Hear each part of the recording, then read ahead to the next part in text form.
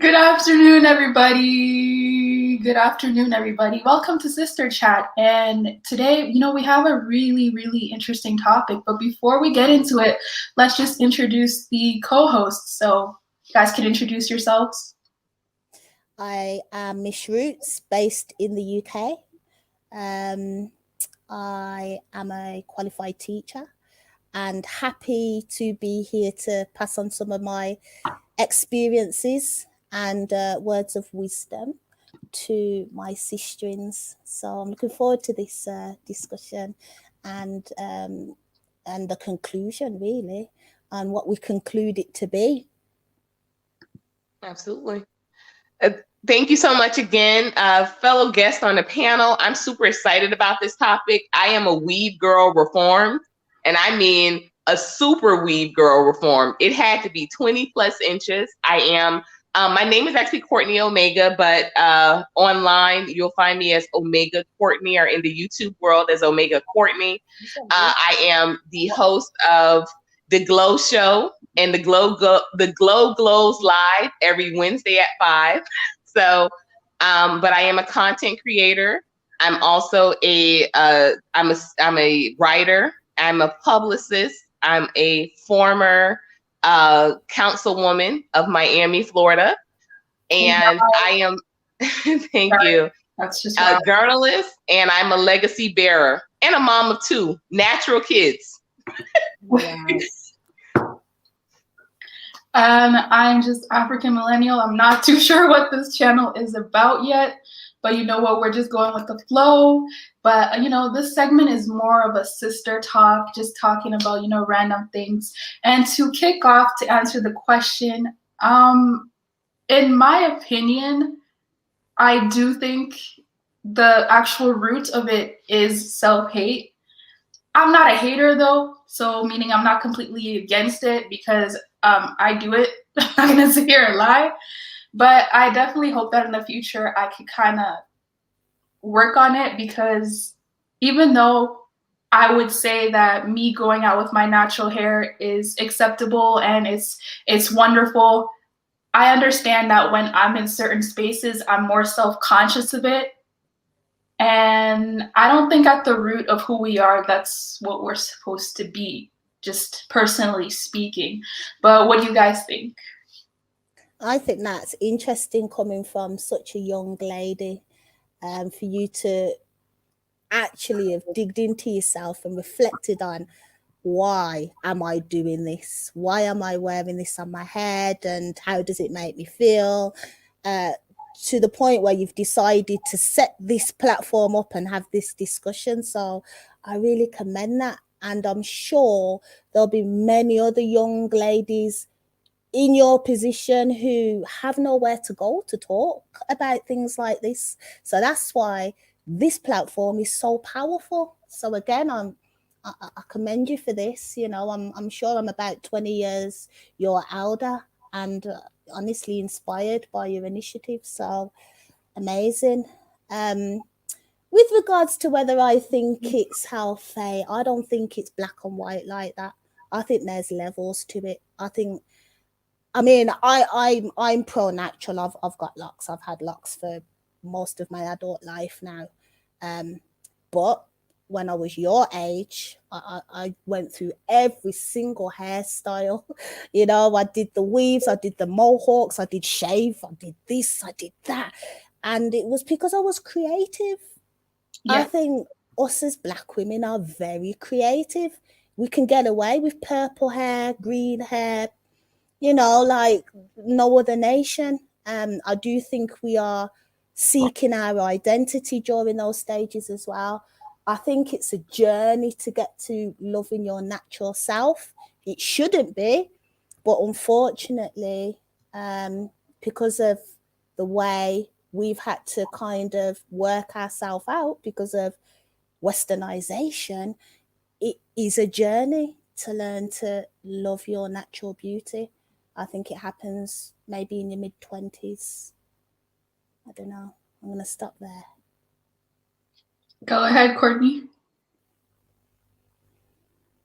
Okay, so this is such an incredibly just poignant and amazing topic for me because I know it's a form of self-hate. It was for me, at least, and I went through all of the exceptions, all of the excuses.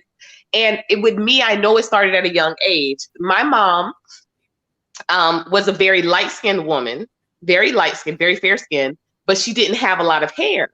And I remember very early on, maybe being 5 or 6, just asking her. And my father's very dark-skinned. My daddy was a guest on my show last week, you guys. It was so phenomenal to have my daddy as a guest on the show. Because of a couple of reasons, I just love now at this age having, because my mother did transition.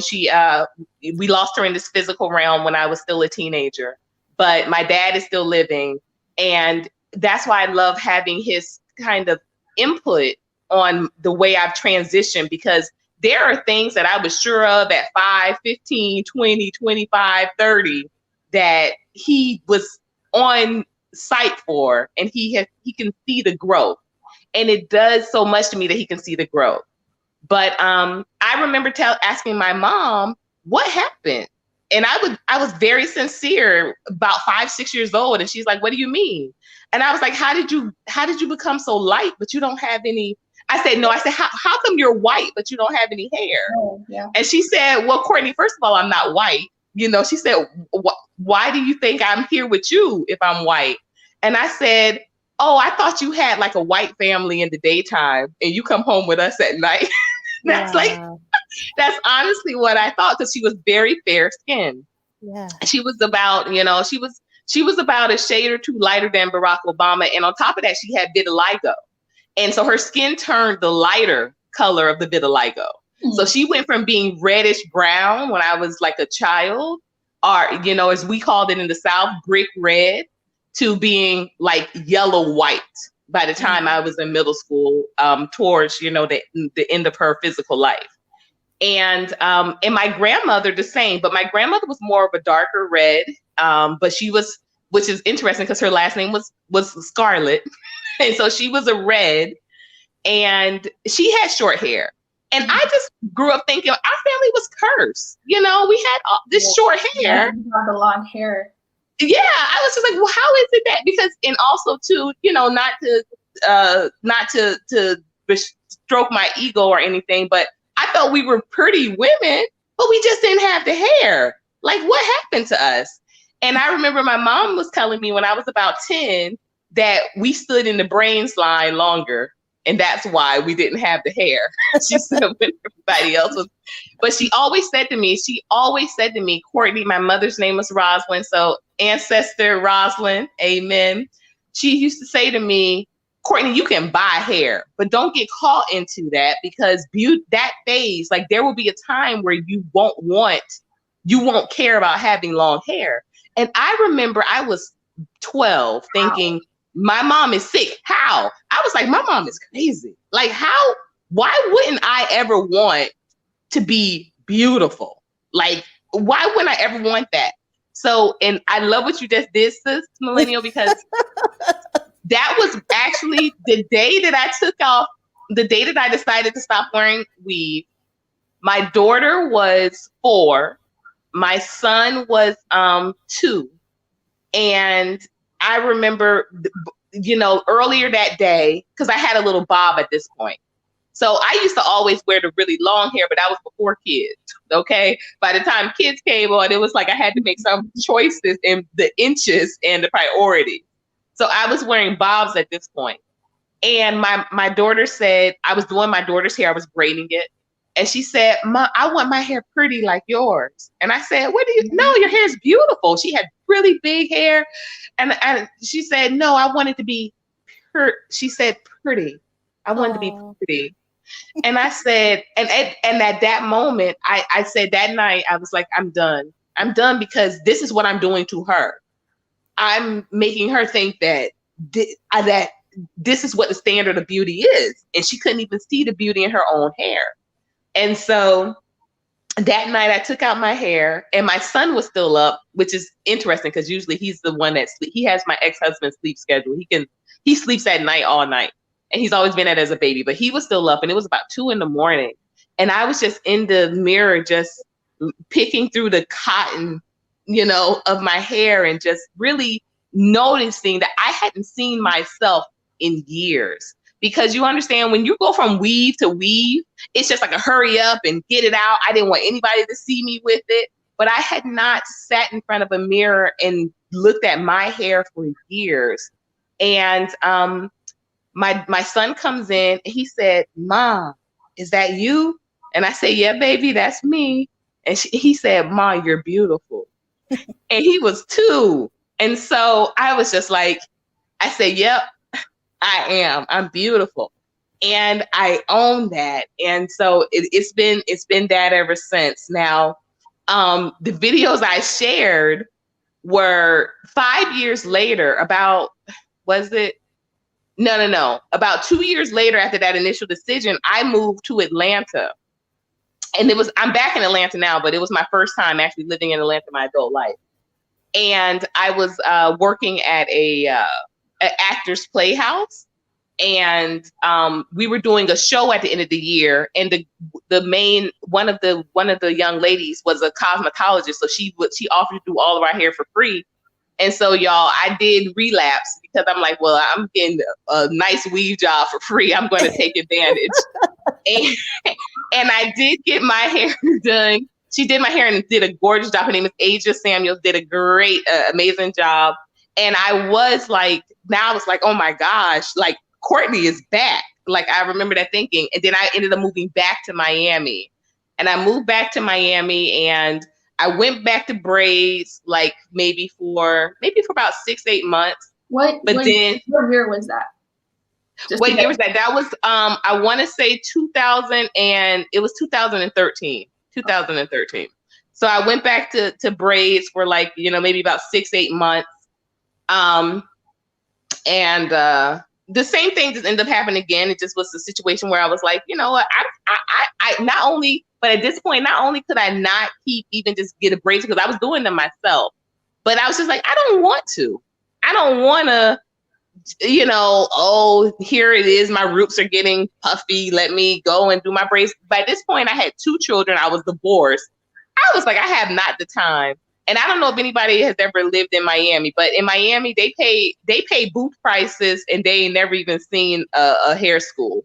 So I said, I'm not going to be doing this. They pay it's a lot of money you pay just for braids, just for whatever. And I was just like, no, I'm not going to fall back into that whole rut because, it takes you off of our priorities. That's another reason why, too, I say weave is Black women spend 70% of their income on beauty. Like, you can't tell me that that's healthy. You can't tell me that that's not a form of self-hate. So after that, I haven't done any weave. I just recently started coloring my hair too. Like, I'm back in Atlanta. So y'all, maybe Atlanta still has that type of influence. So I have recently, and I've only been back for a few months, but I've recently started coloring my hair again, so that's something that I hadn't done since my Philadelphia days. So it had been about 15 years, and my hair hadn't seen color. So now that I'm back in Atlanta, and I love having it colored, I will say that's been really that's been fun. Yeah, it adds some character, and I think that does still kind of toy with that idea of a different me, as you said earlier, Sis Rootz. It toys with a different idea with just saying, hey, we can rock the color, we can do this, that, and it gives me the natural hair, because y'all, I don't cut it. People always say, oh, I know that you like to keep your hair short. No, this is how my hair grows, y'all. Like I told you, I don't know, my family, we just don't grow hair like that. And I don't have to cut it. Like, occasionally I'll get my part put in and I'll get it faded, or a little light fade, but this is my length. Usually my hair doesn't grow like that. So the color helps me be a little bit more comfortable. The reason, not to cut you off, but I think that could probably be the reason why some Black women don't feel confident because you're told, okay, your natural beauty is your hair, and maybe if due to genetics, because I know some Black women who their hair is just fade cut all the time because it just, I don't know, like it just can't, the length is just not there. But that could really mess with your psyche if you really. It does. Some people don't like the way that their head shape looks. Like I don't. I'm just being real. I don't like it. Like but it became. You know what, Miss Ruth said something that was so powerful, that in your 20s, like that's something that, you know, you're just not considering. And y'all, I was, you know, so let's think about the things that define us as far as our beauty or defines our feeling of self-esteem. So for me, my number one priority was always having a boyfriend, having a man, right? Like if I didn't have a boyfriend or a man, I couldn't feel like I was a pretty girl, you know? And, I got married young, and I got married at 19 into a beautiful guy who had a lot of hair. And that was always important for me too. I always like guys with like a lot of hair because, you know, I was like, somebody got to make up for, you know, what's going on. And so he had a lot of hair, and he liked me wearing weaves. And so throughout our entire marriage, that was a priority in the marriage. And so that what Miss Ruth said, what you said was so powerful, because in my 20s, I didn't get to explore that idea, or I got it because I remember one year I did do the knee long cut. And when I tell you, I didn't even want to come out to go to work with that cut. Like I felt so freaking just, because I didn't want to see features. That's why I said, again, that's how I know that it's a form of self-hate. I didn't want to see people to see the big lips, the big nose. You know, I didn't want them to see that. I wanted them to see that length. And I used to get micro braids, and it was just always a different, it was almost like putting on a mask when I would get my hair done. I could go into the salon because in Philly, I would go get my hair braided. I had an African braider named Fatima, the fastest hands in Philly, I want to tell you. And she's still there if anybody ever wants to go check her out. And I would go in, you know, with my head down and hurried in, and, you know, let me hurry up and get in here. And then I would come out like, excuse me, for real. Excuse me, you said what? Not number. Oh, please. And I see this because I do work a lot with younger people. When I was a councilwoman in Miami, I had a youth program, summer program, and a alternative schooling program. And those young ladies, they would say so much, oh, that doesn't matter about anything else. But when it comes to those inches, oh, I knew young ladies that literally worked these, you know, really low paying jobs just so they had enough to get their hair done. And it was just very odd that when I was on a panel a couple of weeks back on actually Dinah Samir's channel, the young lady on it, she was 24. She was surprised when I would say I would spend my whole paycheck, sometimes my own paycheck, not my ex-husband's, but my whole paycheck sometimes on getting my hair done. She was like, wow, well, no. And I said, I don't think people don't really, it's just like when you're eating, because I'm also a personal fitness consultant. People don't realize what they're eating until you step out of it and see. You know, you don't realize what you're spending on this until you step out of it, you know? And she was like, wow, no, I couldn't do that. And I was like, you're probably doing it. But you know, because another check is coming in another 2 weeks or whatever, you make amends, you overlap, whatever. But Black women in a collective, y'all, spend 70% of their income on beauty. And more than, and that's not, 70% is not all makeup, y'all. Like a high number of the 70% is still on weaves. Weaves are not a priority, but so many of us treat it as though it is. They've got to have their hair done. How about wigs? I'm just joking. Wigs, all of it is a multi-million pound or multi-million dollar industry. And I think if you're going to do that, then at least own it, you know, because I do at least own it.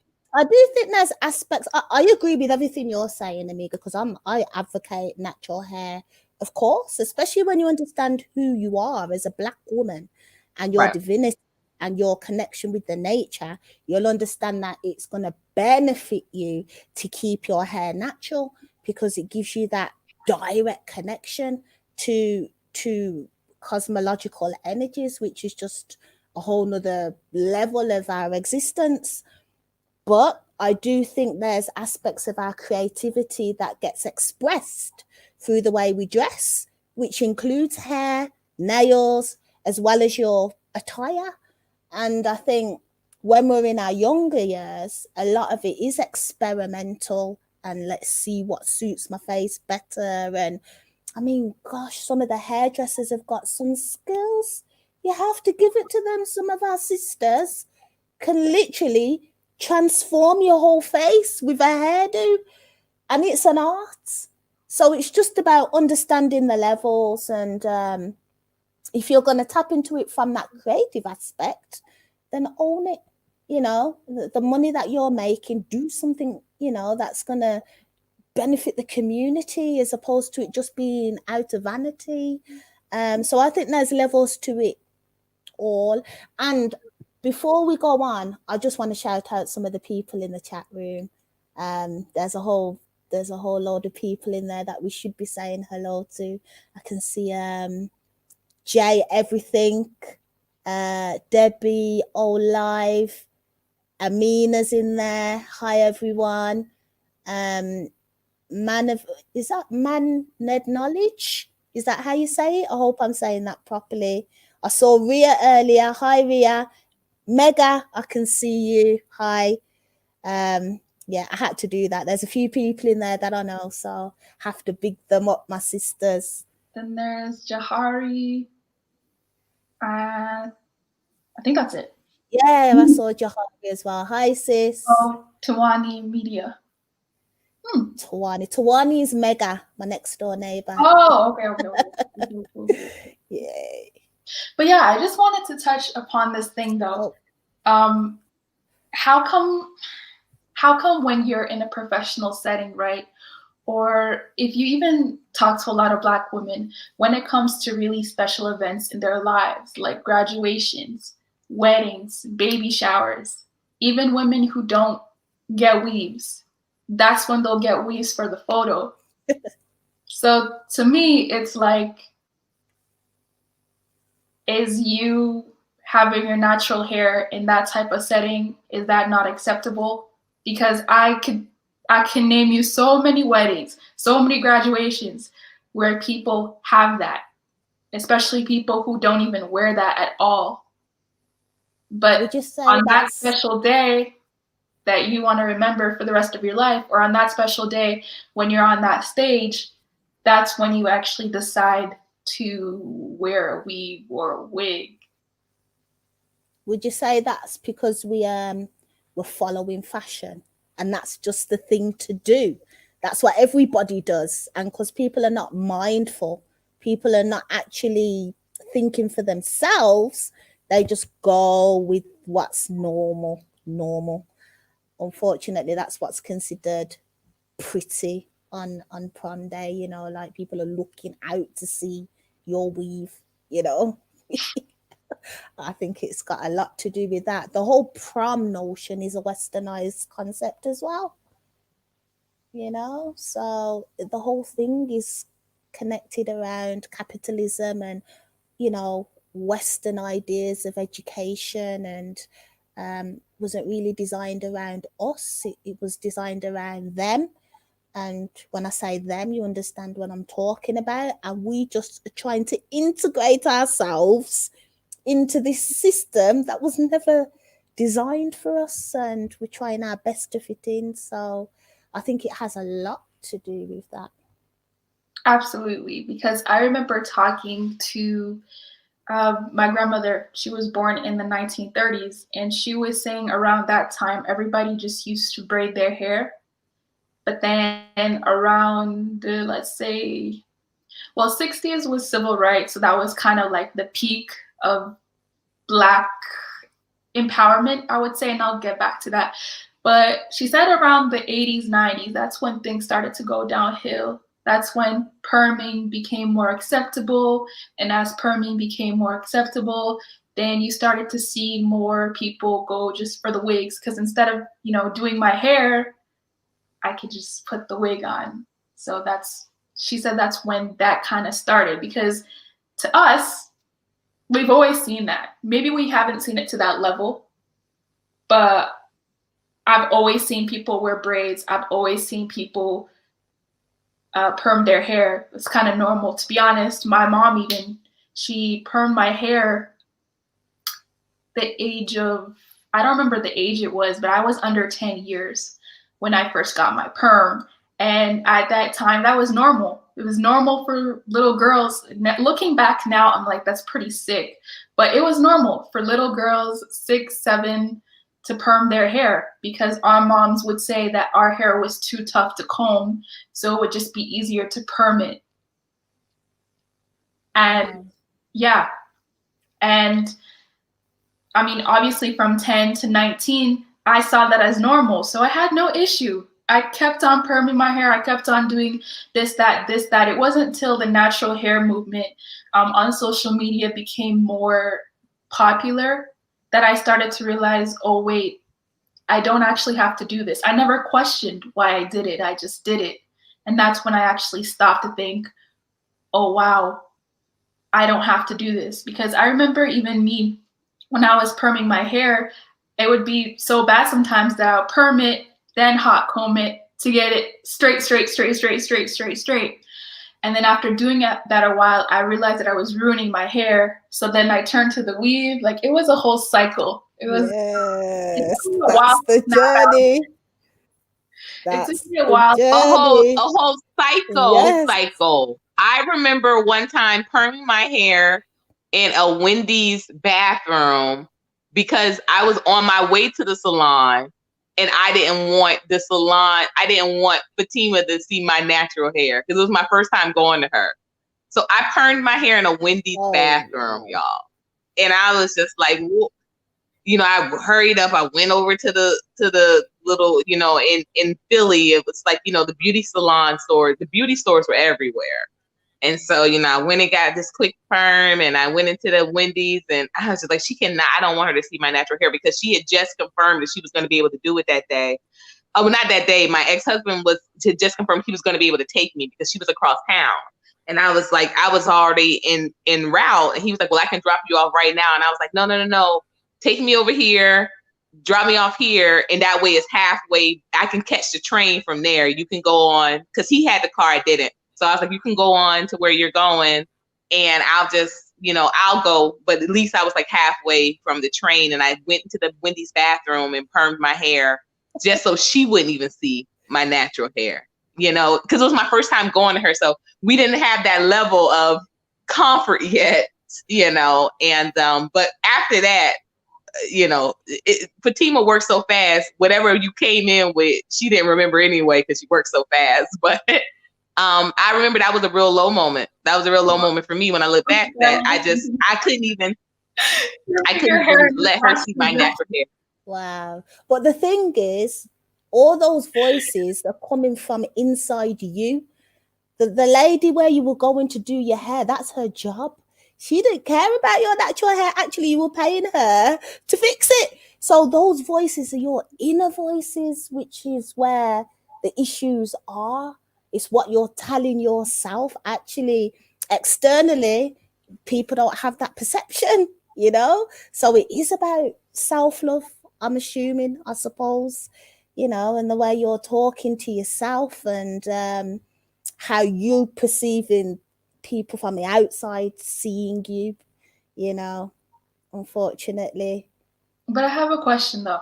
See, this was from a real life experience. I used to work in a place where it was, I would say mixed. It wasn't predominantly white or predominantly black. So one day I decided to go to work with my natural hair. And obviously I was going to work, so it was still presentable, but it was just not anything added to it. And when I went to work, I was shocked because no one had an issue. But then when I went to the back, I had a lot of sisters coming at me with hate, like, what are you doing?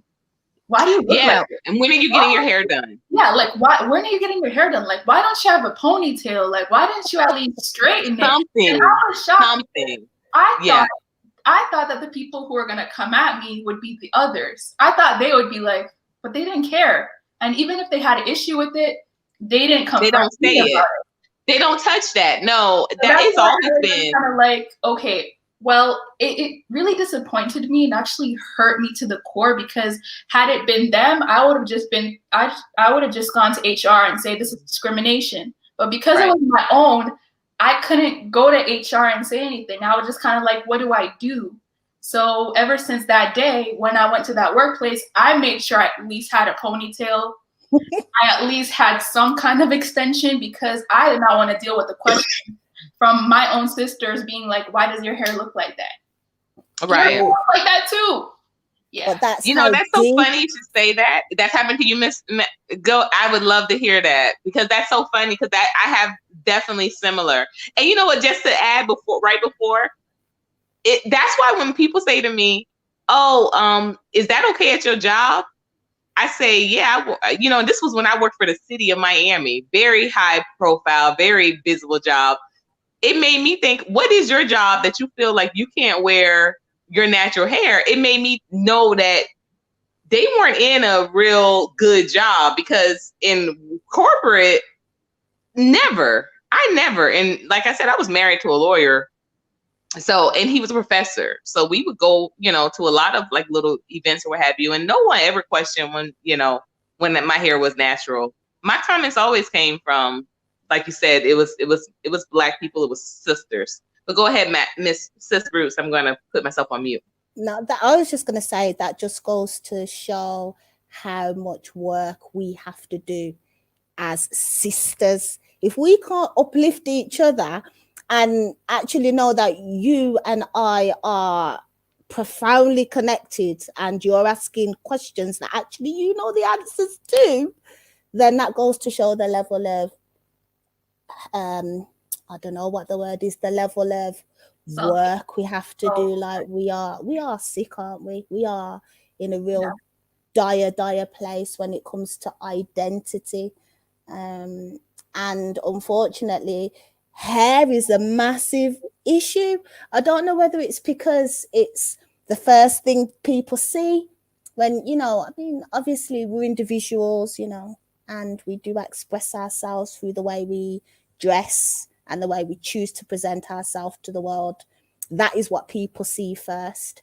But the perception is, as I say, the voices in your head. You don't know what another person thinks when they see you. And it doesn't even really matter. It's about how you feel and what it is you're representing. So the hair thing's massive, because I think people feel that people are going to judge me by this. This is the first thing people see, and this is how it should look. And if it doesn't look that way, then you're going to have a complex about yourself. And I think we are the only nation on the planet that have this issue. Every other woman of every other nation does not have this story to tell. Only us, which is quite profound. And this is why this discussion is very powerful. I agree with you, because such a great idea. I feel like if you were to ask others how they feel about our hair, I don't think they actually care as much as we do. My only thing is, I would assume that if you ask someone who maybe was a little older, how do you feel about, the traditional afro, they probably would equate that with, oh, this person's a revolutionary, this person's a problem, I probably have to watch this person, because that was, I don't know about you guys, but when I see pictures of the civil rights movement, I see people wearing afros. So to me, that shows some kind of power. So to some people, that might be, oh, that's probably why I don't want you to wear that hair, because if you're natural, you're perceived to be conscious, you're perceived to be more for your rights than as opposed to you wearing a weave. I don't know. But hey, I've never asked any of them because I don't really care that much, but that's just what I'm assuming. Again, that's a really spot on comment, because I always you know, when I was wearing weaves, and I'm talking about really long weaves, you couldn't tell me that I was not Betty Shabazz with my long weave. You could not tell me that I still was not. I remember, so my ex-husband was, you know, he had hair, but he was natural. He used to have, his hair was big, kind of like Frederick Douglass. He would have it cornrowed, y'all. So this was, imagine, you know, and I'm telling my age, but I don't mind because we age so beautifully. I'm 42. So this was in my 20s. So it's about 20 years ago. Allen Iverson is big, you know, what have you. And he wore cornrows, and here I was with my long weaves. But my ex-husband was very, very conscious. He was very woke, as they would say. And which is interesting because, yeah, he loved me in weaves, but he was very woke. And people would call us Little Kim and Malcolm X. And I used to love that. You know, I was just like, yeah, you know, that's the way it is. And I was like, but they weren't expecting for Little Kim to come with, I was dropping knowledge. And when I used to talk to my one of my professors at Florida A&M, beautiful Dr. Kemp, still up there as now the head of the English department. Big ups, Dr. Kemp. She would say, Courtney, the package doesn't match the product. And I would be like, what do you mean, Dr. Kemp? Da, da, da, da. And she'd be like, this is not this. And I didn't understand what she meant. And she, you know, she had long locks, beautiful long locks. And she said, people aren't going to take you seriously because of the two not being, they don't complement one another. And I used to remember just having such a hard time when I knew our discussions were heading that way, because, you know, I just didn't think that was fair. And at the time, you know, Beyonce was just starting to get popular. And I was just like, you know, why does she get to have this really long blonde weave hair and people will listen to her? Why won't they listen to me with this? And she was like, Courtney, and when she would say, she's like, Courtney, you aren't Beyonce. And I would be so offended. And I'd be like, oh, I'm not Beyonce. You know, what do you mean I'm not Beyonce? But, you know, I get it now. But at that point in time, it was insulting. I was like, why can't I have that type of, people take me seriously, but I have these clown weaves on? Why can't I? But I remember that distinctive moment when Cynthia G, I got into a little email, I mean, not email, but I guess commenting war with her early on when she had a channel, and I was blocked on her channel. So I didn't go back for years. And this was years ago. This isn't, you know, where she's at now, but this was years ago. And I was blocked, and because I was just like, you can't be up here with that baby doll hair talking about self-hate. And you got this, like, to me, that blew my mind. And I was like, oh my gosh, I see what Dr. Kemp is saying now. I couldn't get that in my 20s, though. I couldn't receive that in my 20s. I really couldn't. I was just like, no, I should be able to be taken seriously, saying what I'm saying about the establishment, about white supremacy, about, you know, race relations, and still get this weave down my back. Because as you said, this Rootz, this also is an economical issue. And later, I want us to talk about also the spiritual issue. Okay. Later, I want us to do that. Okay. But I see a sister has joined the panel. Let me yield the mic. But this is beautiful discussion, you all. I'm having a really great time. Thank you again. Hi, Sammy. Hi, guys. Hi, African Millennial. Hi, Roots Reggae. I don't remember your name, but anyways, hi. I'm happy to be here. Yes, Omega, Courtney. Okay. I'm happy to be here in African Millennial. Thank you so much for this discussion. I remember doing a video on that because this is, I guess, something that we need to discuss. And to me, I don't see wearing wigs as self-hate. Because I wear wigs and I know that I don't hate myself. And I believe there is a lot of ladies out there that wear wigs that still don't hate themselves. So my issue is if I'm wearing it for convenience, or if I'm just wearing it because I don't want to be seen outside with my natural hair. And for me, it's based on convenience, because my natural hair, sometimes I have to do a lot to it. Depends on how I want to style it. But with the wigs, I can, like, quickly get up and put it on and just go. Okay. And sometimes also it's because I want to protect my natural hair, especially now that we are in the winter time. For example, my hair is not in locks. So if my hair was in locks, I don't have to protect it, because it's already protected with the locks. So all I gotta do is moisturize and go. But with my natural hair like that, I cannot like leave it on during winter time like that, the air blowing it. It gets dry super quickly, and my hair just easily gets damaged, during winter time. So I like to put it on cornrows and just wear my wigs or whatever. Like weaves, I would say, like basically sewing it onto your cornrows, like your hair itself. That is something that I don't do now for a very long time, because I feel like that also damages my hair. So I don't see why it's necessary for me to do my hair. It's either I leave it natural or I put on a wig. And another reason why I wear my wigs, and maybe if you're Muslim, you would relate to this, would be we like to leave our natural hair in cornrows, because we do perform ablutions before prayer time.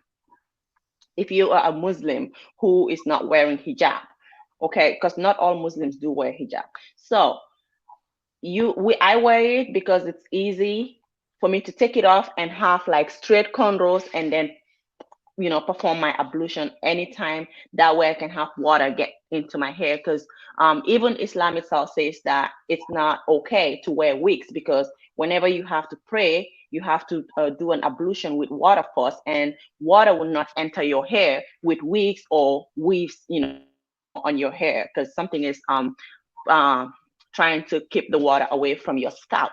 So this is one reason that as a Muslim, I would just cornrow my hair, because my scalp is so open and it's very easy for me to have water in there.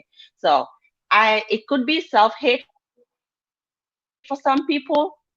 I can't vouch for everybody, but for me, it's not self-hate. And I've seen a lot of girls also that wear their natural hair. I mean, as you can see, I'm like, no, today I need to come to this panel with my natural hair. Like I look beautiful in my natural hair. I look even more beautiful with my natural hair. But wearing wigs is just out of convenience for me.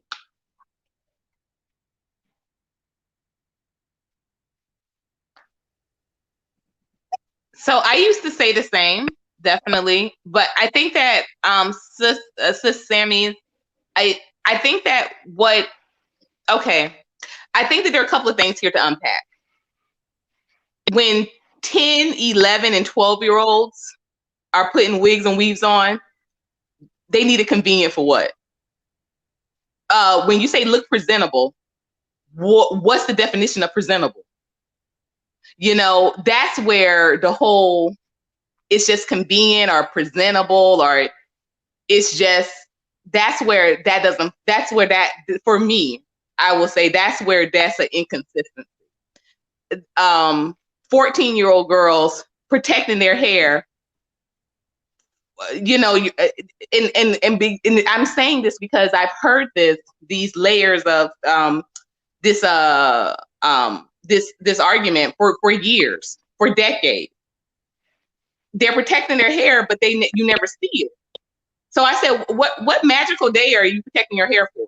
Not you, because like I said, I don't know you personally, but I have known women, girls, literally, that for decades will say, I'm protecting my hair, and my hair is really long. If I had $1 or if I had an inch for every time I heard someone say that, oh, my hair is really long underneath these wigs. Oh, you don't know what these inches look like underneath this.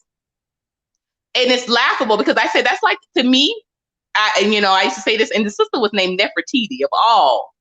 Beautiful sister, tall, just melanated, always with a wig on, always with weave on. And I would say for years, because I knew her for years in Miami, Florida, she would say that, my hair is really, no, Courtney, my hair is really long underneath. My hair is really long. And I say, Nefertiti, with all due respect, that's like a man in a wheelchair telling me he can walk. That's like a man in a wheelchair telling me he runs marathons. That's not what I see. I've never in 10 years, I think I only saw her hair twice. I only saw her hair twice. And when I saw it, it was in an updo, it was in an up and it was in a bun. But for the majority of the time, when you're wearing wigs or weaves, I think 70 to 80% of the time, I'm sorry, that to me personally, that doesn't fly. I think that the whole idea of presentable, and hope you see my air quotes there, presentable, the definition of presentable, what does that mean when you say presentable? What makes it so that 4C, 2C, whatever state it's in, is not presentable? That it's a personal choice. It's a personal choice, obviously. But I can just say, like I said, and I did a study. I actually did, because like I said, I'm a writer. I actually did a study about certain hair and what were defining moments with certain hairstyles for people. And it, depending on the hair, the line moves. The line moves. You know, as Sister said earlier, Sister Millennial said, you know, when it was Afro, it was like, this is presentable only for going to, you know, the wash house. You know, this was presentable for going to and I'm like, wow, who makes that decision on what this is presentable for? When it was a bun, it was, oh, this is presentable for going to, you know, Sunday dinner. Okay, when this was a long weave, that's presentable for everywhere. That's presentable for everywhere. You know, and that was no matter who you polled, who I asked, who I polled, you know? So I think that's where that starts. When we talk about, when we say things like it must be presentable, it's just that it's convenient. How is it ever convenient to, and I'm saying this, like I said, I'm being very truthful. As an avid weave wearer, you couldn't convince me. You could not convince me for a good 20 years, a good 20 years solid. You know, I would say from 16 up until about 30, 16 up until about 35. Yeah. You know, you couldn't convince me that wearing weave was not something that was self-hate, because clearly I love myself. But then the question became, how do I know I love myself? Once I stopped wearing the weave, because I know with me, I like male attention. And so a big part of me not wearing weave anymore was about male attention. You know, I clearly love myself because, hey, you know, I treated myself well, right? But what was the definition of treating myself well? Okay, I have a question though. Mm-hmm. You guys already know my stance on this, but we invented wigs though. If you look at ancient Egypt, they used to shave their heads, and then they used to wear wigs to protect their hair. So if we invented wigs, and now in 2020 we're wearing wigs, isn't that the same thing? I don't think that was about protecting their hair. You understand, when you had, okay, so your hair was your antenna, right? So this is when we get into the spiritual conversation.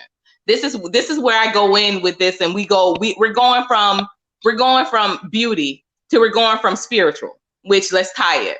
So when they shaved their heads, this was seasonal, because of the fact that, all right, your hair were antennas. Their hair was antennas, and you had to be as close to roots as possible. So when you want to receive it directly to, I think as the sister just said, Sammy's, how they said when they have to get the water directly into the scalp, you can't do that when there's anything impeding that. So that's why they were doing it. They weren't doing it to protect their hair. They were doing it so they could become closer to whatever they were supposed to be inferring. It's like when you, I go on fast. Like I said, I'm a personal fitness consultant, but I have to move that line sometimes because that's the way people will accept it. But when I tell people to go on fast, when I do assisted fast for some of my clients, it's because it's a spiritual reason why we need to get to a certain other path in their, what's stopping them from wanting their best life, or what's stopping them, what's keeping them from letting certain foods go that they literally have a reaction to. And I say that's not something that's not just about because it tastes good, because I like it. It's something spiritual there. it's something going on there. So going on a fast, it brings them closer down to the bare essentials of what is needed. That's why when people go on fast with me, I've never known someone to go on a fast and then they don't have there's not something that they have totally been able to let go of. So when we're talking about the shaving the head, is to get closer to the root spiritually. It's not about protecting hair with putting on the wigs. It's a spiritual reason of why they're shaving their head. That's why I say when you're getting these wigs and weaves and you're getting them from, it's the temple in India where these women have gone to shave off their heads, and that's where a lot of these weaves and wigs are made from. You don't know the trauma of what that person went to. Think about what things go on in a person's life. And if they're saying that cells have memory, that's what you're implanting on your head. So these women that go into these temples that may have been abused. I remember there was one of my I used to teach dance, and there was one of my fellow dancers. She was saying whenever she got this certain weave, she had these horrific dreams. And it was a really expensive braid of weave, but she had these horrific dreams. And so, and that was years before I got out of wearing weaves, but I started to do thank God for YouTube, right? I started to do a lot of research in regards to where these wigs and weaves were coming from. And I remember there was this really good news story about this woman that was basically, she was forced to provide for her family by, donating her hair, by, going to this temple and donating her hair. And for years she was beaten, when it came this time of year, because she grew this really long, illustrious hair. And she ended up being murdered. She ended up being burned. And they took her hair right down to that temple. Now imagine somebody in America got that hair right on their scalp. They got it right pinned in. They got it sold in. So that's right into the same where you're not supposed to, where you keep it protected. That's going right into your scalp. That's going right into your psyche, and cells have memory. So I yield the mic, and I would definitely let someone else speak on that. But that wasn't about protection of hair. That was about protecting, opening their glands up to receive. I just want to add on to what you were saying, Amiga, because firstly, we were talking about what's considered presentable. And, when you reflect, is presentable when you get rid of the kinks, when you get rid of the curls. Again, the curls are very spiritual. They are the antennae. If you understand the constructs of the universe, you know that we've got gravity, pulling us down. So why is it our hair stands up? Doesn't that say a lot about our cosmological, connection with the universe? Our hair is so strong that gravity does not pull that down. It remains up. It goes towards the sun. It's receiving waves and frequencies and messages beyond your consciousness. And when you think, what do you think happens to those thoughts? Do you think they just stay in your head, or do you think they radiate outwards and start to connect with everything, because everything's connected? So those are the levels of our position, our purpose as human beings, especially Black women. We are so powerful. Black people are so powerful. So when you start to try and get rid of those kinks or flatten down that afro, just know that you're messing around with a part of your nature that could actually be disturbing your potential and your growth. And that's why this whole notion of let it be and just let it grow, let it be natural, you'll actually be more empowered, and you're leaving that channel open for you to step into your divinity. When you start covering all that up and blocking all those pores or sewing other people's, as Sis says, DNA. It's just strands of DNA, strands of protein, it's other people's cells, you know? So it's intermingling with your consciousness, and who knows the ramifications of that. So I just wanted to just build on what you were saying there, because it was so relevant, bang on with the times. Donnie, what do you mean we should not be supporting those practices? Which practices? Do you mean the practices of wearing? He's saying you shouldn't be supporting like the, you know, flat ironing and wig wearing practices. I think that's what he's saying. But I just wanted to say, when it comes to like younger kids, like the girls, like, you know, 6, 7, because I would see even like 5, 2-year-old, you know, having, you know, what is it called, extensions on. For those ones, I think it's up to the parents, and it depends on if their, you know, mom is like loves herself too, I believe. Because for a 2-year-old, that person does not know anything. Okay. For an adult, they know what they're doing. Though some people might be very misinformed, but for a 2-year-old, I believe as Black women, we should teach them how to love themselves and just keep their natural hair. Yes, there are some kids that have really, really short hair, but there is a way you can manipulate it. And that brings me to knowing how to do your hair. The problem here is that a lot of Black women don't know how to make their hair by themselves. So that's why most people will go to wearing wigs and weaves, because people don't want to learn. And the 4C hair is a very special hair. Okay, I wear my wigs. I wear my wigs and I love my wigs. I love my hair so much because I know how to fix my hair by myself. But Black women that don't know how to fix their hair by themselves find it a very big issue to not wear wigs or to not have weaves on, because they think it's easy. But the thing, what we don't understand is that wearing the wig is just as easy as wearing your natural hair. Just that you have to know what kind of products to use on your natural hair. That's it, and you will have it easy. And the very best product you can use on your natural hair to make it is water. But a lot of people don't know this. They think you have to use, oh, I have to use this special product. I have to use this. No, I fixed my hair today. This is water. I didn't even moisturize yet. It's just water. I came out from the shower and I'm like, oop, I'm going to miss the life. So boom, I just put it in an afro, nothing on it. So there's a lot we can do with the natural hair, even if you're wearing wigs. But a lot of people don't learn how to do it, or maybe they don't want to learn how to do it. But I hear a lot of people say, oh, it's so hard to do 4C, it's so hard to do 4C. It's as easy to do 4C, just as easy as I'm wearing my wigs. But if I'm in a hurry, like I'm in a hurry,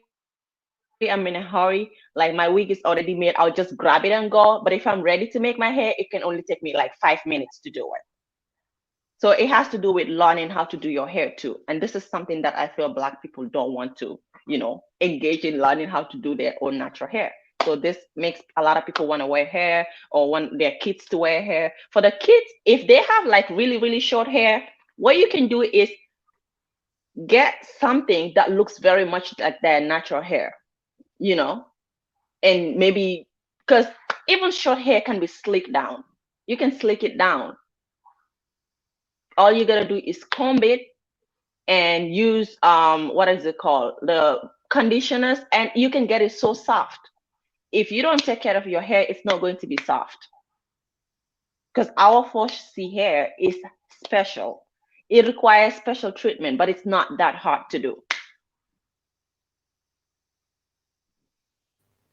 I think Sis Sam is touching on some key points there, and I think it boils back down to us not knowing how to unify. Because if you look at how we did things in ancient times, we would have had a tighter sisterhood, and we would have done each other's hair, and it would have just been a thing we did to unite and connect, and it would have just been a thing we did. But you know, we spoke about the when you was reminiscing about when you went to work with your natural hair and the sisters are saying, do you watch what? So that's how disconnected we've become. Instead of, sis, let me fix your hair, like, you know, in the toilets, they could have done the exact opposite and gave you 2 care rolls or whatever. You know what I mean? But instead they decided to try and knock you down, give you a complex, not practice love, you know, hate themselves. When they hate you, they're hating themselves. So that's how profound the thing is. And I think what Sam's saying, like, some people just can't do their hair. They just don't know how.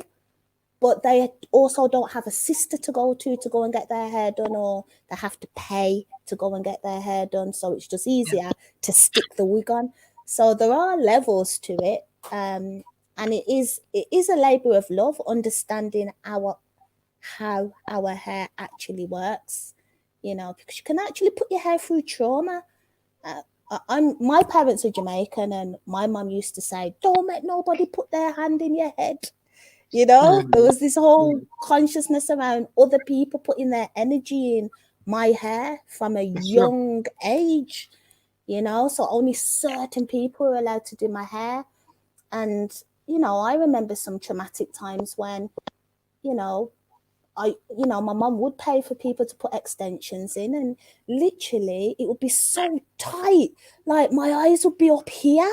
And I remember, you know, trying to move my temples and hearing, you know, and that can't be right because you're pulling your hair too tight. So all those, you know, can't sleep the next day, and, you know, you got a headache because your hair's so tight. And I'm not doing that nonsense again. We are the only people that's what I said too. I would never go through that again. And you know what someone said to me, well, what if you, and I said, I'm the wrong person to ask. They said, you know, well, what if something happens and you have, you know, you lose all your hair? And actually that has happened to me. I was 13 years old. First time I ever got perm. And it was the first time in my life I really felt what ugly meant, as opposed to what I thought ugly was, which is how it looked. Because I had always thought it was ugly that I had short hair. But when I lost all my hair, I saw how people treated me. And I said, ugly is how you treat. It's not how you look. It's how you're treated. And that's why I said too, the whole concept of I love myself, y'all, that's another topic for another day, because that's just something that I think we aren't really equipped, nor are we looking for having a real discussion of what that means. Yeah, we'll talk about that. Loving yourself, like, you know, say, well, if you love yourself, you can wear it, but not if you don't. If you love yourself, you wouldn't be putting your daughter's hair that way. They think they love themselves pretty much because, again, people equate love with different things, and you know, and again, it goes back, like I said, I'm a personal fitness consultant. When I literally one time I was taken off of a client because I'm talking about you can't love yourself if you're eating McDonald's 3 days a week. And she started crying and saying, you know, hey, you can't tell me I don't love myself. And I had to be taken off the client, you know, because I had made her so upset. But, you know, like I said, I could talk about that for hours, for days. This though, do you guys think that some women do it because of men? Because I mean, I don't have too many men. I mean, I have a couple experiences with men, but I noticed that when I was talking to this one guy, he would always equate me not having my hair done to, he would literally offer me, like, can I give you $100 to go and do your hair? Like, he liked that. He liked me having my hair done and getting my nails done, and I'm not like that. So we would fight about that because I'd be like, can I just be me? And he would be like, yeah, but why? I guess that has something to do with the way that he was raised. Maybe his mom always got his hair done, so he likes that type of stuff. But then I talked to another guy where whenever I still do wear weaves. No, sorry, I don't wear weaves. I wear wigs occasionally.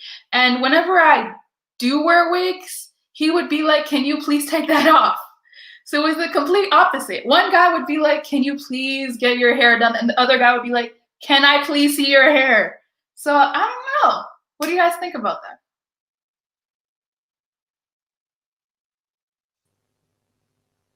I think Amiga's frozen.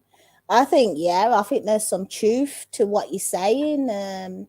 I think women predominantly think that their purpose is to find their dream husband, have the nuclear family, and that westernized image of what success looks like, and unfortunately includes that whole notion of having a beautiful wife who always looks on point all the time, but also has 4 children and can do all this superwoman stuff, and it's just not real,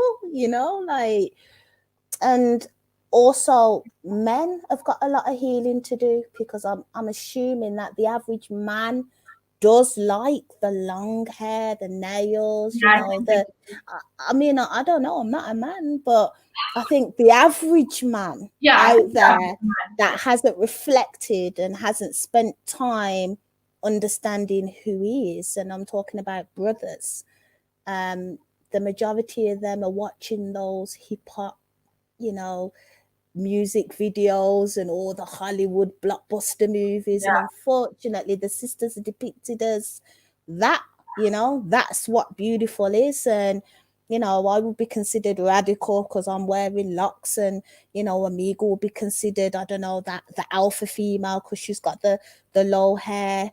And there's all these perceptions before people even open their mouth and show their soul. People are just making these judgments on the external, and I think we need to move away from that. It's not going to be easy, but I think that's what the issues are. It's a very expensive way to live. It's just non-conducive to success and growth, in my opinion, unless we own it. Yeah, that's how I feel. Anyway, I think we should mention some of the stuff in the chat room that's going on as well. Like we got a few pearls of wisdom in there. We got some responses from some of the men. I can see Donnie goes in. Hi, bro. Happy companions in there. Those are the fam. Those are the actual fam, man. And those are not the men that we're talking about, because those are the ones that. Those are the ones that are with it. Hi, Abby. I can see you. Yes, sis. Are we inviting people in? I mean, I could put the link out, but I think people are watching. If anyone wants to come in and share their thoughts, you're more than welcome to, by the way. I never said that, and I apologize, but if you want to share your thoughts on that, you can do that. It'd be interesting. Yeah, sorry about that. I definitely I definitely agree as well. I definitely had experiences as well, cis millennial, and like cis Rootz, what you just said is phenomenal. This is going to take a lot of consideration when we talk about addressing that issue. And I think exactly when you hit it on the head when you said, unless it's economical, we really don't have, this shouldn't be a consideration.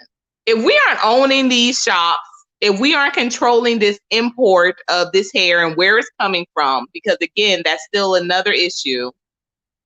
I'm seem like I'm here by myself. Am I here by myself? But I feel as though if we're not controlling this 100%, then why are we really discussing it? Because if you're talking about, well, I just do it so I can feel good, so I can look good to who, for who?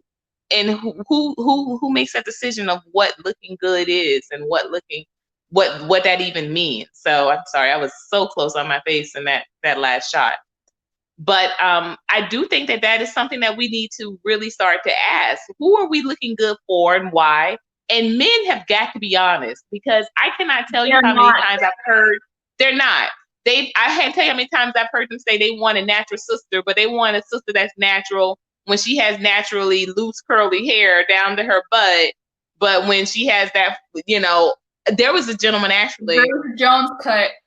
Yeah. Okay. When you have her, HER hair, please be natural. Oh, her is a natural sister, and no offense to her, I love HER, I love her, but no, HER is Filipino and Black, and that is, you know, so I love it. What is that?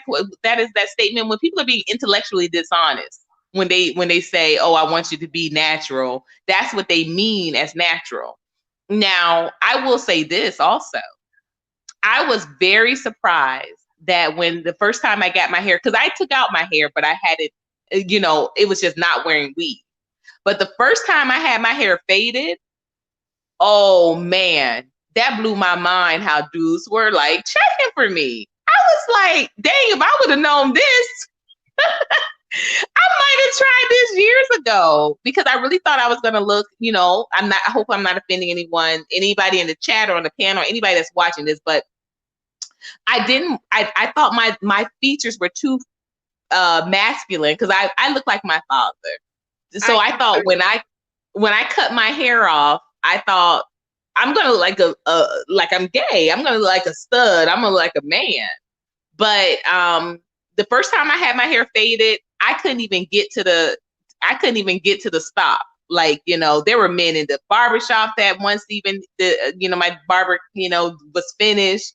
They were like, hey, you know, can I get your number before you leave? And I was like, dang, they saw me come in. And it was no situation, like, mind you, it's a barbershop. So we had sat there, we had talked a little bit. Y'all know I know my sports. You know, I'm MJ all day, Michael Jordan with it. So they heard me talk a little bit. So maybe that was a part of it too. But as I was leaving out, like, two guys asked for my number. I crossed the street to go to the bus stop. And before I even got all the way across the street, like, somebody offered to take me home. I was just like, no, you know, I'm married, da-da-da-da. But they were like, man, sister, you look, you know, so beautiful. You're so beautiful. And I was just like, wow, this is what this is. So that surprised me. But yeah, but this was me in my 30s. Young men in their 20s, a lot of them are not trying to hear that. They are not trying to hear that. They want the Beyonce hair. They want their Rihanna hair. You know, that's what is appealing, appeasing. They want what everybody else is saying they want, you know, the Instagram look. That is not on a whole, that's not. But I tell you also is another thing too. So I like to take some of the more popular pop culture, and really kind of address it from a cultural angle as well. And I remember when Amber Rose got really popular, and you all know when she was popular, she was bald to low, you know, blonde hair. And she said something beautiful, but she said something that was so profound one time. And y'all, the reason why I remember, because Amber Rose don't say too much profound things. Okay, I'm going to be very honest. But this particular thing she said, when your body is right, men don't care about that hair. And I said, you know what? She ain't lying. And that turned the corner with me. And even because I was just getting into personal fitness at that time. I had just moved down to Miami. And if anyone sees my channel, so the banner that's in the back, that's me as well. I used to model when like I said, first moved to Miami, and that is weave. So I don't want nobody to come for me talking about me being a hypocrite. That was in my modeling days. You know, because YouTube is undefeated. I know how y'all are, but I offer that as a juxtaposition because that's not who I am. So in my profile picture, it is me currently. But the bigger picture, the banner in the back is me. But the banner in the back also, like I said, I was modeling, and I wanted what Sis Ruth said. If we're going to talk about economics, that's one thing I never hated on Oprah about. No, I'm going to be my own model. I'm going to be my own. I'm not going to hire a chick to do a banner. I'm not going to get a banner, a clip art, stock footage. That's me. And that's me with, you know, a weave when I model. So, but yeah, that's when I really started getting back into my fitness. And I was just like, you know what? She's dang right. You know, the body is good. You know, if the mind don't mind, the body don't matter. And so the body is good and the mind is there. that's all I'm going to need. And so that also was a pushing point for me to just, whatever I feel like I'm lacking hair wise or felt, I don't feel as much that way anymore. But as whatever I felt like I was lacking hair wise, I made up for it by, busting out extra squats, doing some extra side bends, refining my physique, because that definitely, a good body is undefeated, y'all. I don't care what wall people want to talk about. I don't care what else comes up to it. A good body is undefeated. So that's what I focus more on. So these days, as opposed to saying, okay, let me make sure these inches are together. Let me make sure I have enough money to get the type of hairstyle I want to get.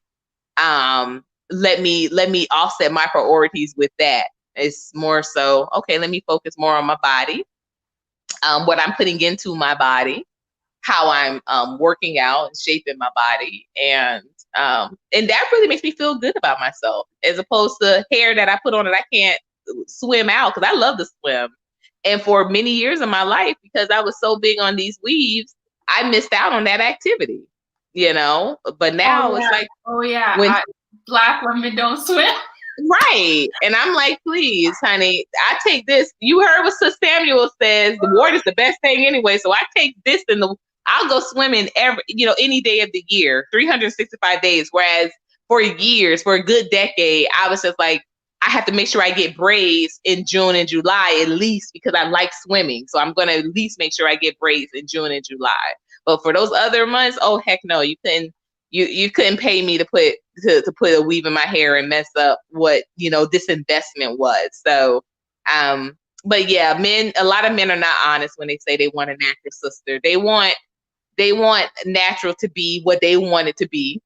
And they want the mentality of a natural sister, which is that, I don't have, like, I remember there was a gentleman years ago. I used to work in the entertainment industry. I was a booking agent. And there was a gentleman years ago, and he was just saying how he felt like he shouldn't have to pay for a woman for her hair to be done. Because if he met her and she had her hair done, then why should he have to, pay for her, provide that for her to have her hair done? And I was just like, well, do you like her hair? Did you like her hair? And he's like, yeah, but that's she's got to figure out that in her own budget, But I'm like, that's a bit of a conflict to me if you do like it, but you don't want to assist her, invest in her being able to continue it, but you're not going to be with her if she doesn't have her hair upkept. So, and I think that's Black people in general. We really have got to, that whole hair thing, what Malcolm X said, y'all, if Black people spent more energy about what goes in their head than what goes on it, we would be 10 times better off as a people. Like that whole, once I got away from that, I don't look back. I don't even do beauty channels that much anymore. And that, you can come for me however way you like, but I do know love of self. And like I said, my legacy is what I love into. My children is what I love into. My cats are what I love into. So, knowing how to beat my face and put on a fresh weave is not doing nothing for self, so in my personal opinion. But I yield the mic. I see. Welcome back, Sister Sammy.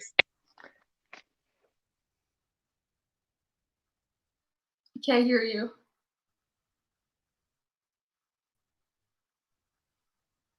I think she's frozen. Yeah, I think Sis Amiga, you touch on so many key points there, like, oh wow. Just super inspired listening to you, and just, the authenticity that you express yourself. It's very real. And I'm sure that many women that will watch this will have a connection with what you're saying.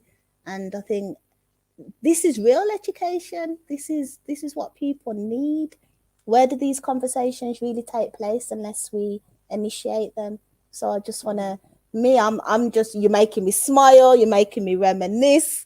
You know, you were speaking earlier about, you know, men, and, you know, I was reminiscing about a time when I did have a weave, and I was dating, and I'd be scared for this man to touch my head because I don't want him to feel the tracks and all these kind of things we put ourselves through. Like, even though I know he knows it's a weave, like, no, don't touch my hair because I don't want you to feel the tracks. Like, why do we put ourselves through these things?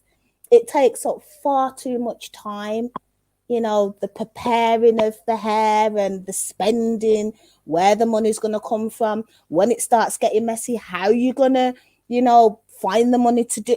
It's just far too much time. I think you're right. You're better off spending time inside out.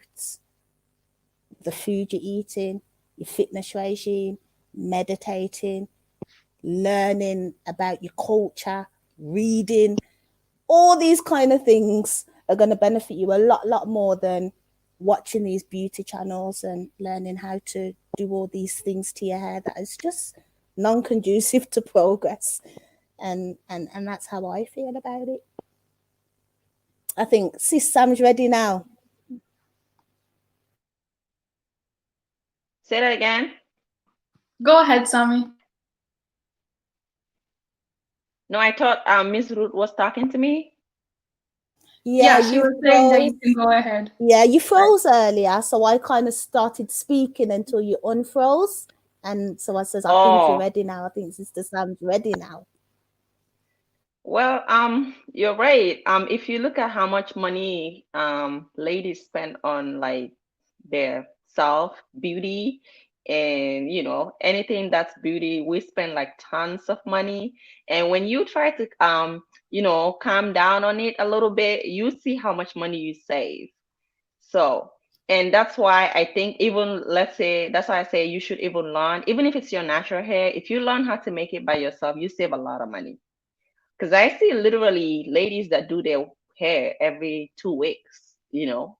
I'm like, how much do you spend? Like, I don't remember.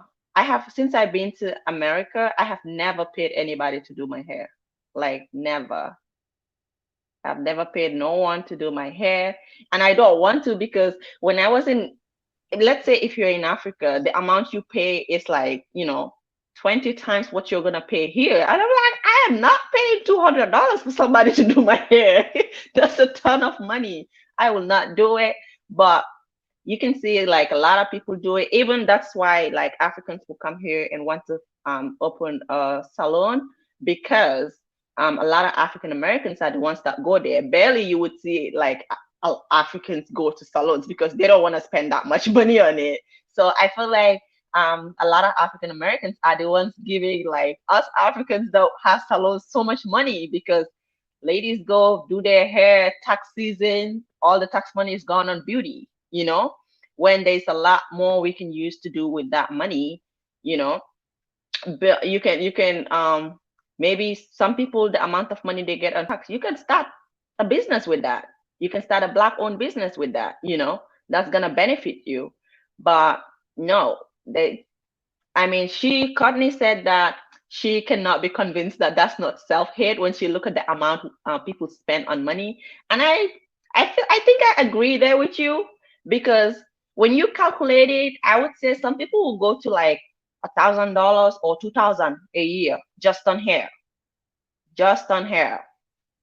and put that money together for just 2-3 years and see how $1,000 a month. Oh my God. $1,000 a month, a full head weave. No, for real. A full head weave in Miami is $500. And that's some of those salons, that's not including the hair. That's for them to cut it to whatever style it before they even put it onto your head. But you have to pay for the hair in some of those. And $1,000 a month that's a good month for somebody in Miami, yeah. I assure you. Wow. See, I was thinking it could be even less than that, because I've never paid for someone to do my hair. I have learned how to do my hair since I was young. I try to do, when I see people do something, I will be like, oh, I want to do that. So I'm just gonna go ahead and learn because I just don't like paying for somebody to do it for me if I can do it by myself. But like you said, $1,000 a month, that's a lot. You can imagine if you're paying or $1,000 a month or 500 a month, how much is that by the end of the year? So yeah, we really do spend a lot on our hair, really. And it doesn't make sense though, but hey, people like me, I love my beauty. I watch beauty videos too because I love beauty itself, whether it's makeup, but I am that kind of person. I think it's been almost a year since I put makeup on. I don't put makeup on that much. Sometimes I'll be like, it's like art to me. I would wake up today and say, okay, I'm just gonna put makeup on. I put it on, take a picture, and then I take it off right away. So this is me, but like basically, if you know me, every time you see me, you'll see me barefaced, no makeup and all that. I just do it because I want to do it and I learn how to do it. So it just makes me happy if I just sit in at home and I feel like doing it, like doing nothing, you know. But I barely put it on, like barely. But I know that there are people that if they don't put makeup on, they cannot go out. Now that I have a problem with. There's a lot of people like that. People that every day they go to work, they have to put makeup on. And I see it and I'm like, how do you have time to do that? Because putting makeup on for me takes me like 45 minutes. And they're like, no, it just takes me 5-10 minutes. But every single day they have to put makeup on, which I'm not saying is a bad thing, but then you get it used to your skin, it's spoiling your skin. See, like I said, I don't put makeup on that much, but if I put makeup on twice in a row or 3 times in a row, I'm going to start breaking out because I have very sensitive skin. So I have to be very careful because it's makeup itself is dirt. It's not good for your skin, you know? So if you have sensitive skin, it's definitely going to spoil your skin. I'm so happy right now because I don't even break out like I used to. And most people that put makeups on, you would see them breaking out like crazy. But when you stop a little bit, you see the breakouts like, you know, go down a bit. So all these things are not something that's good for our skin, but we just do it. And I guess everybody have their special reason for doing it. But then again, hey, if it makes you happy, I'm not going to judge anybody because I don't get mad when people judge me, say, hey, you put wigs on. I'm like, yeah, I do put wigs on, I know, but I love myself. Even if you say, no, you don't love yourself, that's why you put it. I know why I do it. So it really is not going to hurt me. After all, I put my hair on and I put my wigs on. So it is what it is.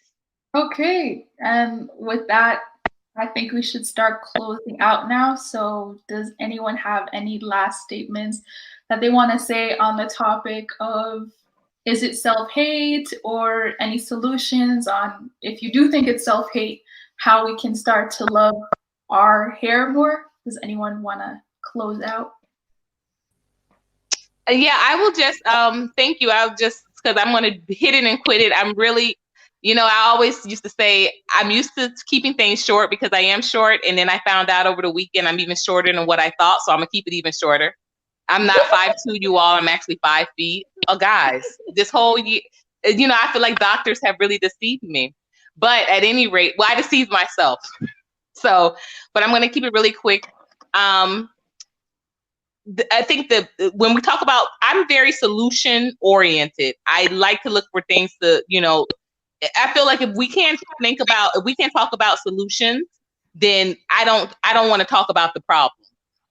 So with me knowing that self-love and self-hatred is a real problem in our community, how do we address it? Right. So again, on, you know, my channel, Omega Courtney, on that channel, we look at addressing things with accountability, okay, with awareness and doing things with purpose. Okay. So these are our 3 factors. So accountability is being able to say, hey, I feel like I need that I wear weave for this reason. Okay, it's being accountable, right? Being accountable and being responsible are 2 totally different things, all right?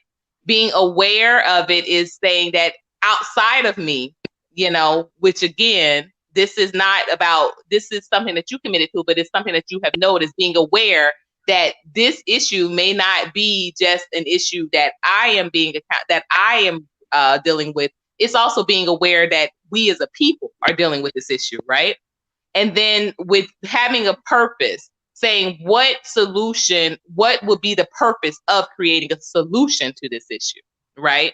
So these are just the three things that we like to, like I encourage my glowers and my lighters to apply to any problem that they are facing or considering. And I present also challenges. So I challenge anyone that has come to the conclusion that this is an issue, that it's an issue that they have, it's an issue that they're aware of, and an issue that they want to create a solution to do a challenge, a 3-day, without any additions, extensions, or what they feel are improvements going out in the day, and you journal those 3 days. So it's the same thing I do when I tell people to go on a fast, because people all the time will say, oh, I can live without fast food. Give me 3 days without it, and write about it and tell me. So it's a challenge. It's a challenge. The way that we're going to improve is to challenge ourselves to do it, to do better. And that just goes across the board with anything. So that's me. I'm Courtney Omega, but the channel is Omega Courtney. If anybody wants to ever reach out to me, I am super accessible. Cheers. And I am. Thank you. And this is what I love to do, you all. I really do love to feed in as well as learn from each other, because until we love each other as we love ourselves, we are never going to get better as a culture, community, or diaspora. So thank you all. Thank you. Sammy, what are your closing thoughts on this whole discussion that we talked about? For me, I'm just gonna say it's one solutions that we can make to people wanting to love, to people loving their hair, would be trying to teach the young people how to love their natural self. Because us adults, we're already adults, and we're gonna do the right thing if we want to. There is just some people that you cannot convince to not wear wigs. For example, me, I'm an example. You know, I'm still gonna wear it, and I'm still gonna wear my natural hair. So, but if I want to, I'm gonna do it. But for the young ones, if you have, especially if you have your girl child, teach them how to wear their natural hair, you know, be in their natural skin until they become adults, where they can do things by themselves. But before then, they would have gotten used to loving themselves, because they see you love yourself and they see you teaching them how to love themselves. You know, not only making their hair the natural way, or, you know, telling them that they're beautiful in their black skin, but telling them as well, because it's not all about, hey, let me make your natural hair. You should tell them how beautiful they are. And even, you know, talking to them, even when people, you know, try to abuse them outside or mock them outside, when they are surrounded with Black people that are always telling them you're the most beautiful, you know, that, like, those kind of things will never get to their head. They will never feel bad about themselves, because I feel like there's a lot of kids here that feel so bad about themselves just because there's people that they left behind at home that are not even complimenting them. So I think we should start with the younger ones, you know, the young people, so as when they grow up, we're not going to be in this kind of situation. So because all these things starts from somewhere, and it starts from when we were young. We don't just grow up and start doing things like that. It starts from childhood. So if we focus on it during childhood, then we're not going to be in this kind of problem to be able to start finding solutions to them. So that's just what I'm going to say.